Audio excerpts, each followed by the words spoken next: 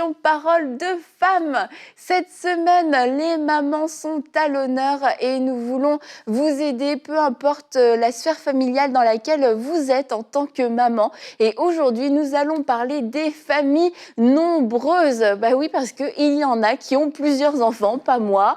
Vous, les filles, un peu plus que moi. Mais aujourd'hui, notre invitée, j'ai vite fait le calcul, a plus d'enfants que nous, à elle seule, que nous trois réunis. Wow. Donc en fait, j'ai pas fait du tout de calcul parce qu'à nous trois réunis, je ne sais pas combien nous avons d'enfants, mais 5. 5 ? Non. Ouais, moi j'en ai 3, t'en as un. Oh, mais non, t'en as 2. Ah ben 6, c'est ça. Voilà, à nous trois, nous avons 6 enfants, mais notre invitée aujourd'hui n'a pas 6 enfants, elle n'en a pas 7, mais elle en a 8. Et oui, 8 enfants. Alors je pense que nous allons pouvoir puiser dans toute sa sagesse et son expérience pour savoir comment ça se passe quand on est maman d'une famille nombreuse. Et si vous êtes maman d'une famille nombreuse, et peut-être que vous avez juste 2 enfants, mais vous avez l'impression que c'est une famille nombreuse, eh bien je crois que les conseils et l'expérience de notre invitée d'aujourd'hui vont être une vraie source d'encouragement. Alors bonjour Brigitte. Bonjour Annabelle, bonjour Nadine, bonjour Laure. Hello Brigitte. Voilà. Alors Brigitte, déjà félicitations pour avoir eu 8 enfants. Nous sommes toutes admiratives sur le plateau. Et dans ces 8 enfants que tu as eus, il y a une enfant à toi qui aussi apparaît régulièrement dans EMCI. C'est Anne-Clémence, la violoncelliste que vous avez pu voir régulièrement dans Prières inspirées, dans les lives. Et oui, Brigitte est la maman d'Anne-Clémence. Voilà. Alors toute la francophonie a envie de bénir Brigitte parce que vous êtes bénie par Anne-Clémence. Voilà, c'est ça. Merci. Donc voilà, mais en plus d'Anne-Clémence, tu as eu 7 autres enfants. Aujourd'hui, ils ont de quel âge à quel âge, tous tes enfants? De 43, 42 à 32. Anne-Clémence étant la dernière. Ah, wow. Ils ont 11 ans, il y a 11 ans d'écart entre l'aînée et la dernière. Ah, c'est ce qui est pas beaucoup en fait quand on considère qu'il y en a eu 8 dans tout ce temps-là. Wow. Ils ont entre la première et le deuxième, il y a 3 ans, mais ensuite il y a à peine 13 mois. Wow. C'était des 7 jumeaux en fait. Voilà. Et alors Brigitte, maintenant ils sont grands. Et au final, ils sont encore plus nombreux parce qu'ils se marient, ils ont eux-mêmes des enfants. Vous êtes combien en tout maintenant avec les conjoints et les petits-enfants? Pour l'instant, on est chacun à sa moitié maintenant. C'est ça qui est très bien, c'est des valeurs ajoutées. Donc on arrive à 16. Alors voilà, on est passé à 16, mais on a 20 petits-enfants. C'est compliqué quand il faut réunir tout le monde. Et c'est une colonie de vacances en fait, c'est assez intéressant. Ça va du 3 mois, le dernier à 3 mois, tout juste 3 mois, et puis le plus grand, il a 15 ans, 16 ans, voilà, et ça fait vraiment du monde. Ça fait du monde. Ouais, en effet, oui. Ça fait vraiment du monde. On est à combien? 30, plus de 30 personnes. Plus de 36 personnes, oui. Eh bien, c'est très courageux. et Brigitte, la première question que j'ai envie de te poser, est-ce que c'était prévu que vous ayez 8 enfants, toi et ton mari? C'était votre projet? Vous vous êtes dit, on va avoir beaucoup d'enfants? Ou alors, comment ça s'est fait? Comment on arrivait à 8 ans? Non, c'était pas prévu à ce nombre-là. Ce qu'on voulait, c'était, on sort Jean-Pierre et moi, de familles nombreuses aussi. Chez nous, on était 7. Chez Jean-Pierre, ils étaient 5. Donc, les familles nombreuses ne nous faisaient pas peur, en quelque sorte.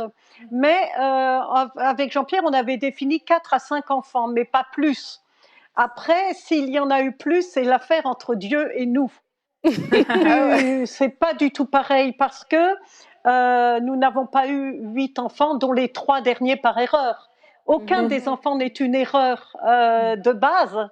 Donc, si vous voulez, les 8 ont une histoire. Voilà. Wow. La naissance des 8 enfants a une histoire. Et comme en France, on dit famille nombreuse, c'est plus de 3 enfants. Donc, 3, 4 enfants, c'est nombreux. Ouais, voilà. Donc là, c'est à vous seul. à vous seul, vous êtes quasiment 2 familles nombreuses. Oui, Et c'est ça. du coup, ça se passe comment quand vous sortiez avec tous les enfants? Est-ce que vous sentiez le regard des gens, des autres mamans, des autres familles sur Oui, vous? oui. Ce qui m'a, si vous voulez, c'était bon, c'est exceptionnel, hein, bon, sauf dans les milieux très catholiques, on retrouve beaucoup de grandes familles.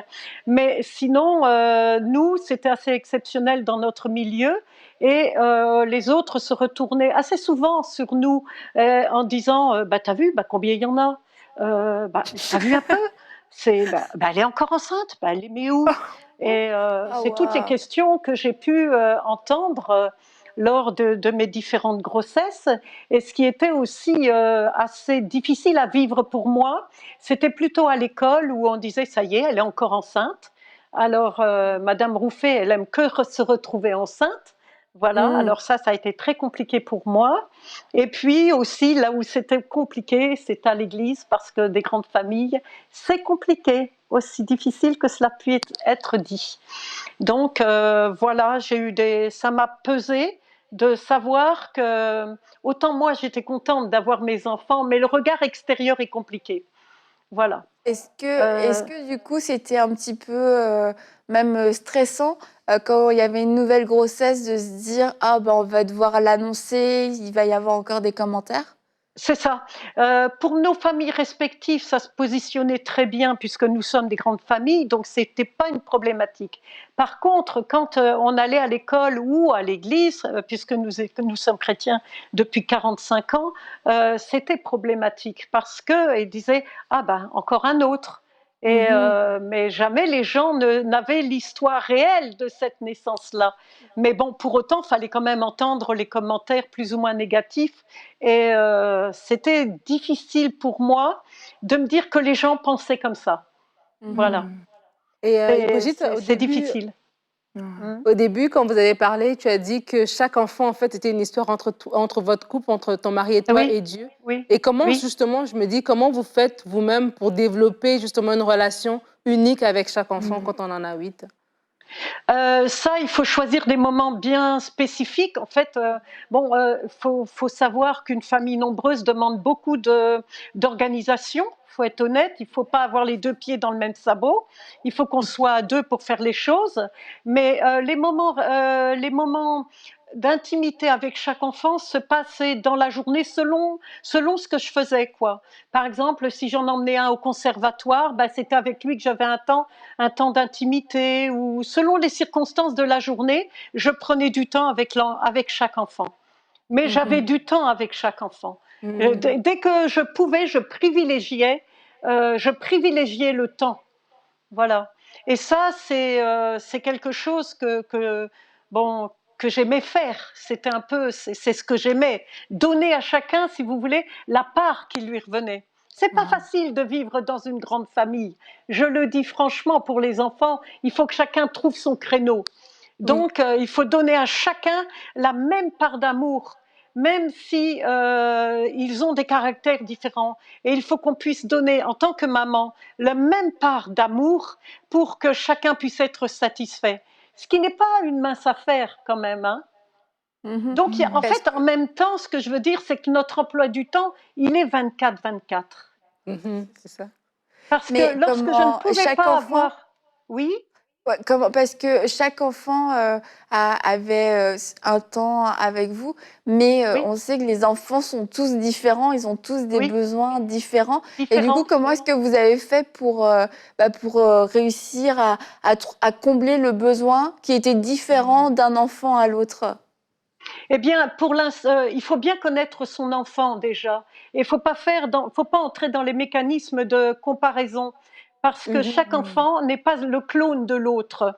Nous devons apprendre à bien connaître. Dès qu'ils naissent, ils ont un caractère bien spécifique. Ils ont une identité, ils ont une nature personnelle. Et donc, pour donner à chaque enfant, il faut connaître son enfant et lui donner selon son besoin et non pas faire un amalgame avec son frère ou sa sœur. Pour moi, j'ai eu cette particularité, enfin, c'est une grâce, hein, je dis que c'est une grâce, c'est de ne jamais faire de comparaison avec l'autre. Je ne les ai Mhm. jamais comparés. C'est comme Wow. si j'avais eu 8 enfants individuels, 8 enfants Mhm. uniques, si vous voulez. Mhm. Et donc, Et ils ont été élevés comme des enfants uniques, chacun dans leur destinée. Waouh.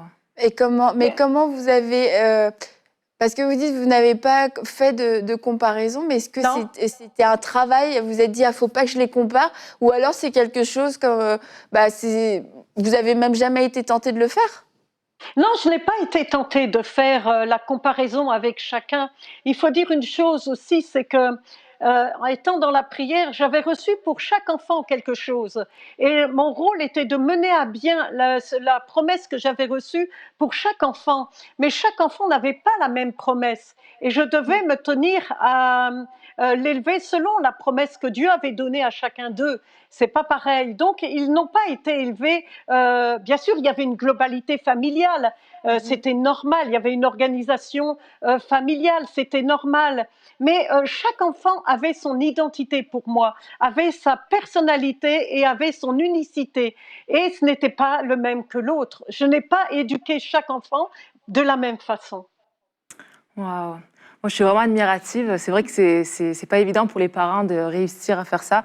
Souvent, on éduque, il y a comme un moule, puis après, on suit un peu pour les autres, on fait un peu Mhm. le même Mhm. chemin. Mhm. Donc, je suis vraiment admirative avec le témoignage de Brigitte.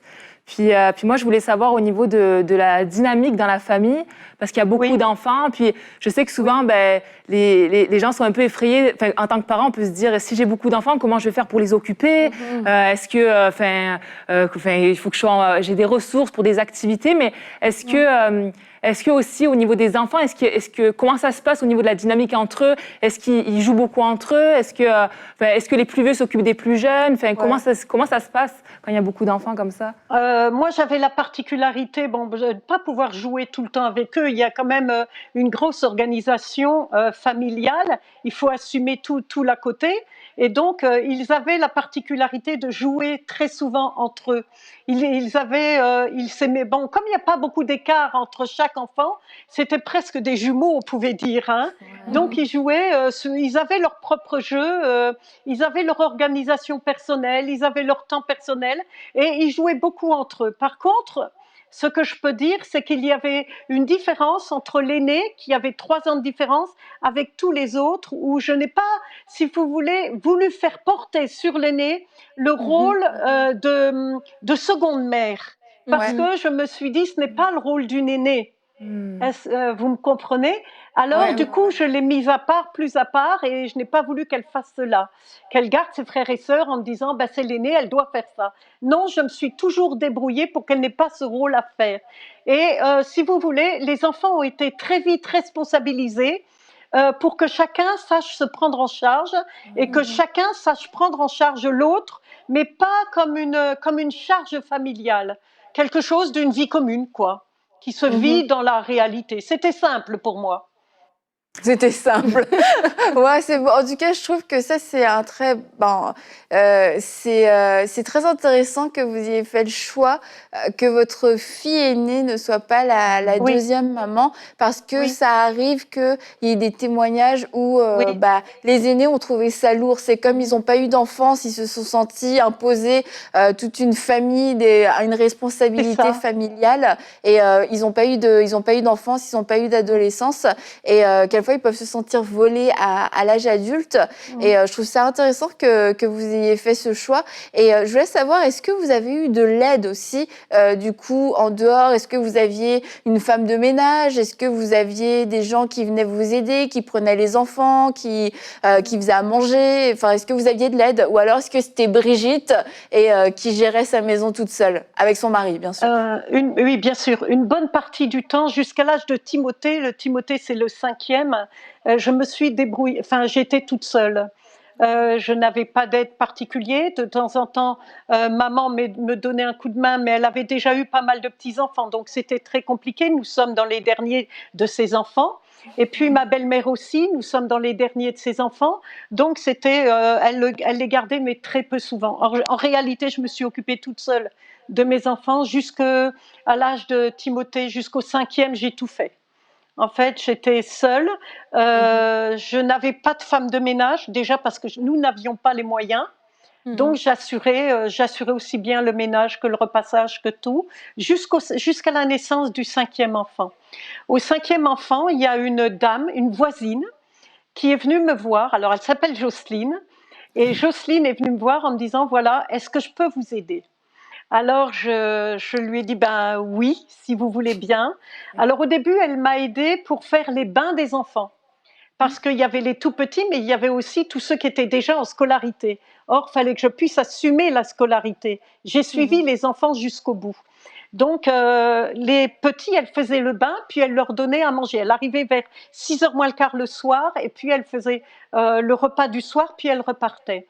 Et une fois que cette période a été passée, elle a fait un autre travail chez moi, du repassage. Du coup, à partir du moment où les enfants ont grandi et sont allés à l'école, elle n'a plus fait les bains et le repas des enfants, mais elle m'a fait du repassage. Et elle me faisait 10 heures de repassage par semaine. Waouh. Elle venait, elle avait la clé, et puis je ne l'entendais pas des fois. Alors on avait c'est vrai qu'on avait un grand appartement. On avait 9 chambres, 4 salles de bain et 2 cuisines, dont une qui servait où on Buanderie. faisait de lingerie.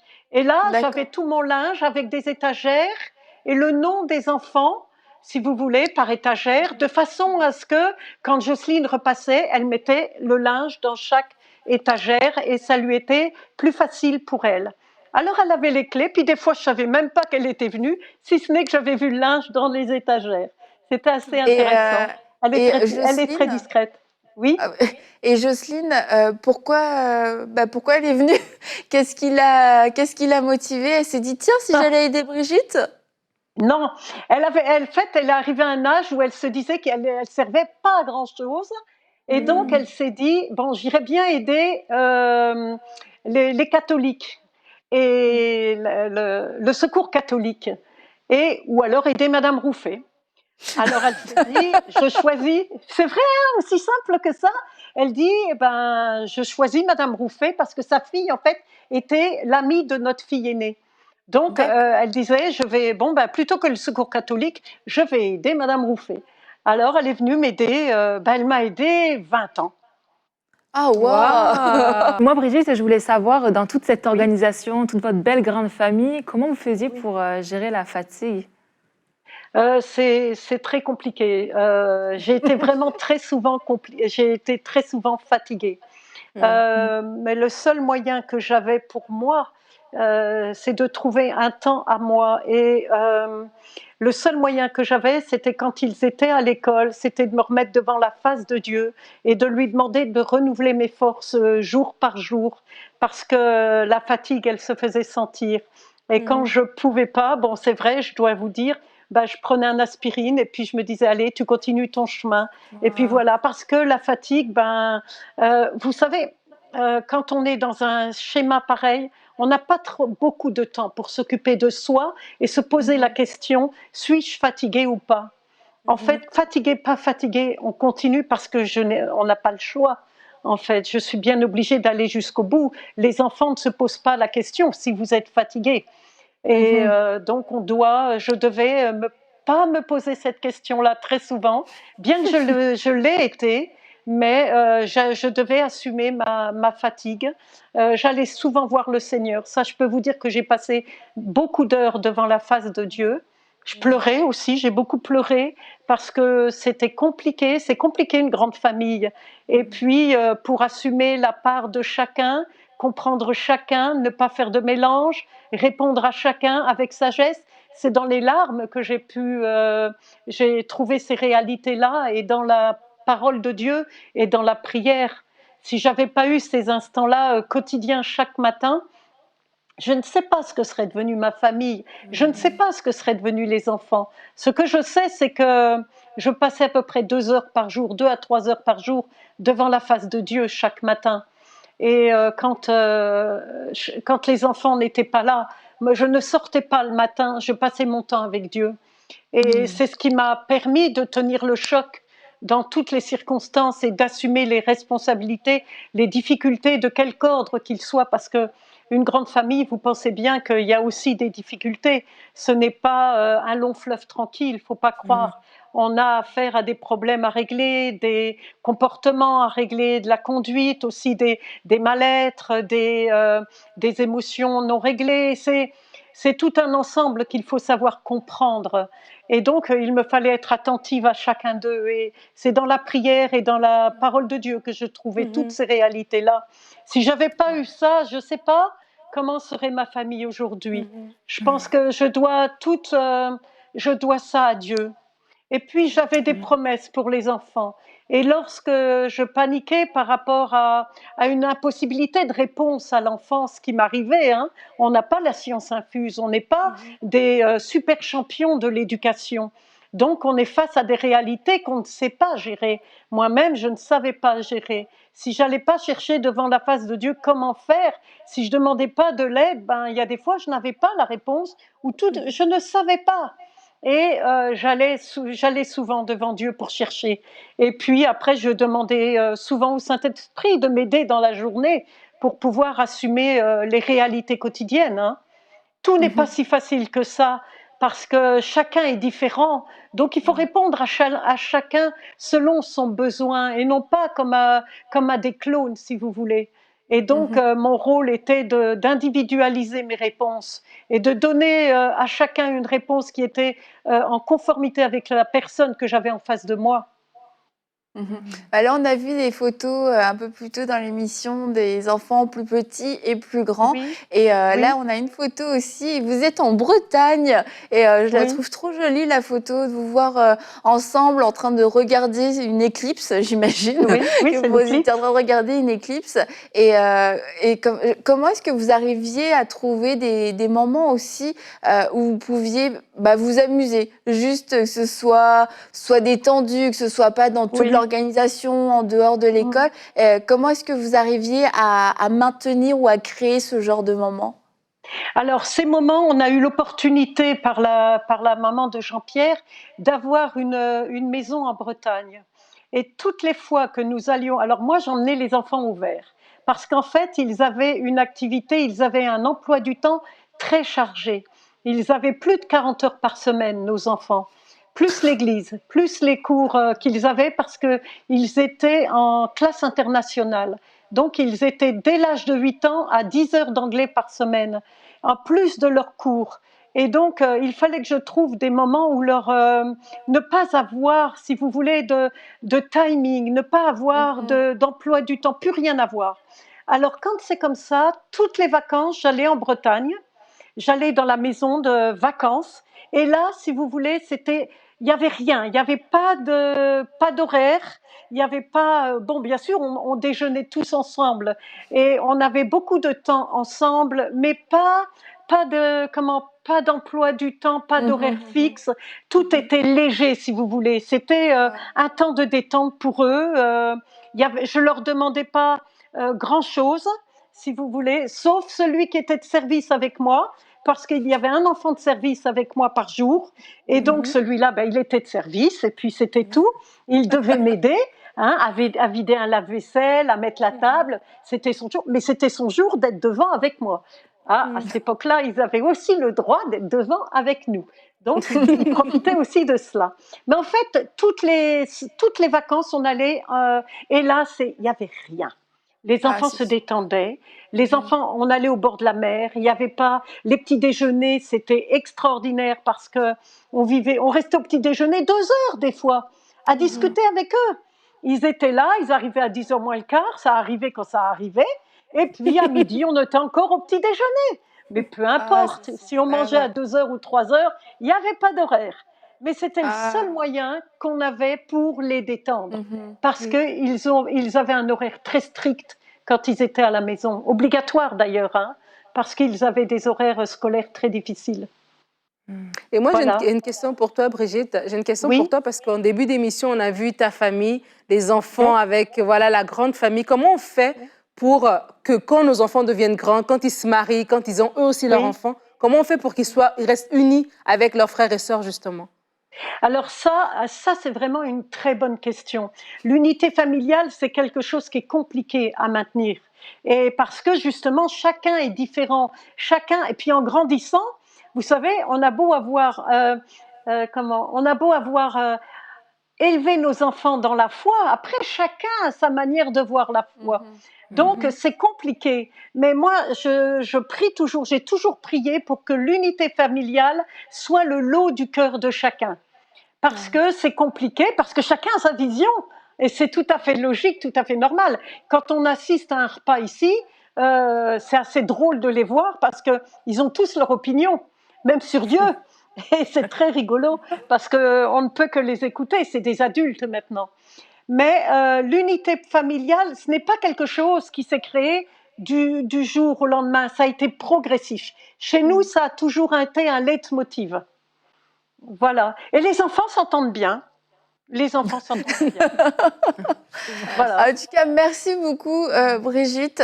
Je pense que peu importe en fait si on est maman d'une famille nombreuse ou un peu moins nombreuse, je pense qu'on a toutes été encouragés, mais aussi inspirés par votre expérience, par votre témoignage, particulièrement, je dois le dire, par les 2-3 heures de prière quotidienne.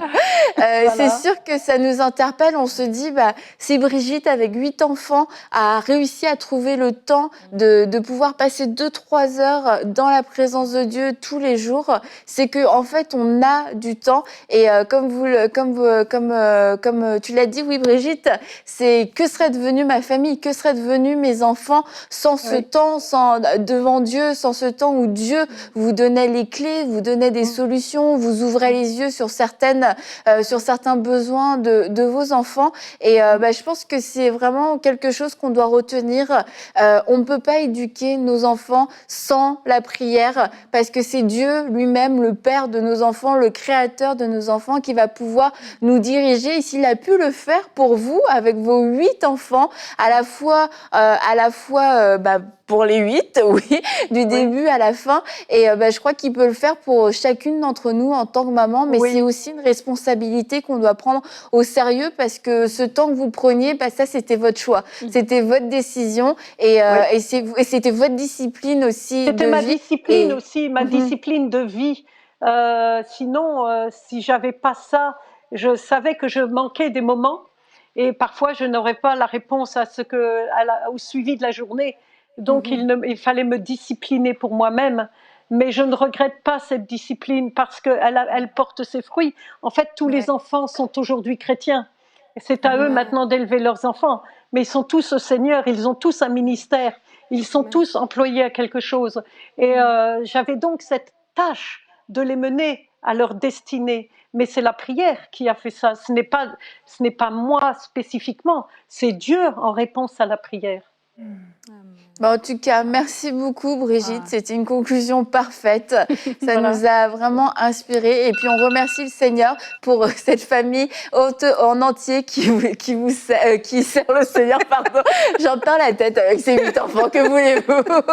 En tout cas, merci beaucoup Brigitte et puis demain on va se retrouver pour une prochaine émission de Paroles de Femmes et nous allons parler des mères spirituelles. Alors à demain dans Paroles de Femmes.